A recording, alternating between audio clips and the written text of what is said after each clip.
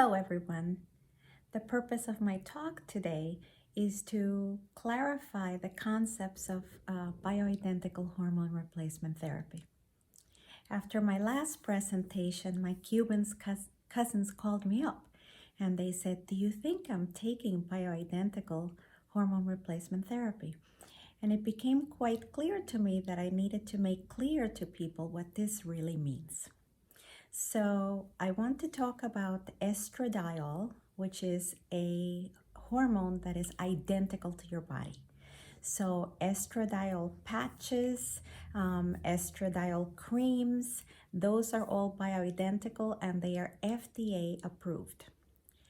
Micronized progesterone is also a natural progesterone. It's the same that your body makes, so it is bioidentical. Micronized progesterone or natural progesterone is available as an FDA preparation, but it's made with peanut oil. So if you have a peanut allergy, you have to use micronized progesterone made from a compounding pharmacy that does not use peanut oil as part of the preparation of the tablet.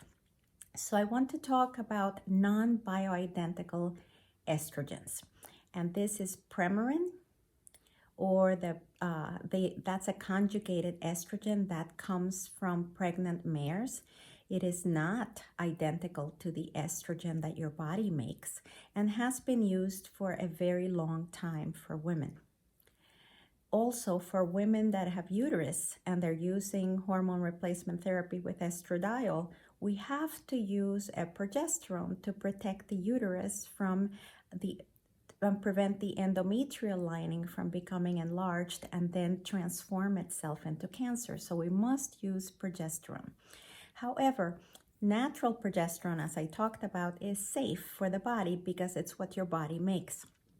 Progestins, such as Provera or Progestin, which have been the classic synthesized progestins that have been used for many years, particularly in the studies that made women be so fearful about hormone replacement therapy.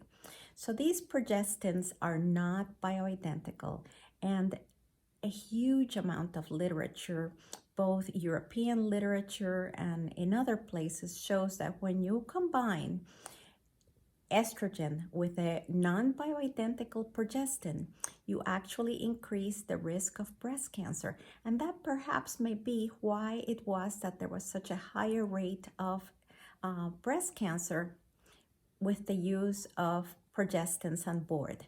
When you use natural progesterone, you do not have this risk. I wanted to talk to you also about the fear that women have about using hormone replacement therapy. Unfortunately, when the Women's Health Initiative study was published with thousands of women, they were using non-bioidentical hormones in older women who already had coronary heart disease or heart disease. The purpose was to see whether you could prevent these women from having heart disease. These women had not received any hormones for 10 years, and now we know that there's a window within which you should receive hormone replacement therapy, and that's immediately after your menopause. If you wait 5 to 10 years after that and you introduce hormone replacement therapy, it is toxic for you. But I want to talk a little bit about why the Women's Health Initiative was so destructive to women. After this study, which was published in older women, in which it was found that there was a higher risk of breast cancer when you gave women this combination with the progestin, also it was found that women could have a higher risk of stroke. And the reason why women have a higher risk of stroke is when you take estrogen as a pill, whether it is Premarin or estradiol or a birth control pill, it goes through the metabolism of the liver. And that increases proteins and metabolizes the way that your proteins are in the body, so that it makes your body be more coagulable.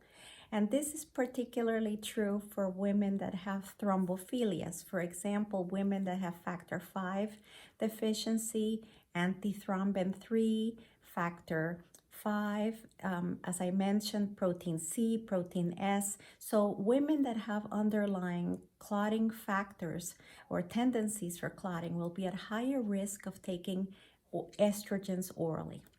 So I want to talk about the fact that after this study was published, doctors stopped prescribing hormone replacement therapy, and they stopped teaching their students how to prescribe hormone replacement therapy. And as a result, a whole generation of women was really affected by not receiving hormone replacement therapy after menopause. They had a higher risk of diabetes, a higher risk of cardiovascular disease, and of course, without estrogen, you also have a higher risk of Alzheimer's disease and osteoporosis and fractures. So, on the balance of how we women die, we're more likely to die because of heart disease or a fracture from osteoporosis or Alzheimer's disease or complications from diabetes and weight gain. All of these things and the activation of these things can be altered and prevented with a good lifestyle, with good diet, exercise, good sleep, and appropriate initiation of bioidentical hormones early in the course of the loss of natural hormones at the time of our menopause. I hope this helps you to clarify what is a bioidentical hormone and what is not. And lastly, I want to comment on the fact that women that have BRCA mutations, that's the breast cancer gene mutation, are at higher risk for breast cancer. And if we think that 13% of all of us women are likely to have breast cancer in our lifetime, women that have this mutation have a much higher risk of breast cancer and ovarian cancer. The reason for this is that the breast cancer genes are actually tumor suppressor genes. We all have a healthy BRCA1, BRCA2 genes. And when one of them is mutated, then the person loses the ability to suppress DNA damage that naturally happens in all of us all the time. So that's why women with BRCA mutations are at much higher risk of breast cancer, and why I would recommend for them that they be very mindful about assessing their family risk, finding out, was there prostate cancer in the family? Was there pancreatic cancer in the family? These are associated risks. Was there breast cancer at an early age?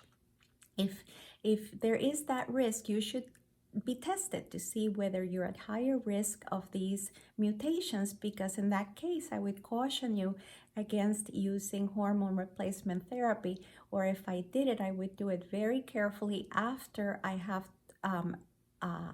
treatment for my gene mutation, which might mean that you have bilateral mastectomies, and that you have your ovarians, your fallopian tubes and ovaries removed. In which case, then I might feel more comfortable with giving you hormone replacement therapy, and certainly testosterone replacement would be good for you, because testosterone prevents breast cancer. So that's what I want to say right now about hormone replacement therapy. Have a wonderful day.